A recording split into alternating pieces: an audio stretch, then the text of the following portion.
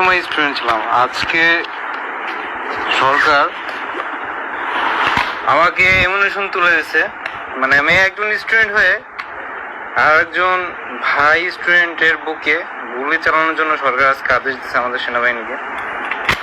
আমি দেখাতে চাচ্ছি যে এরকম একটা বুলেট কিভাবে পারলো সরকার, যে আমাদের ভাই যারা স্টুডেন্ট তাদের বুকে গুলি করার জন্য।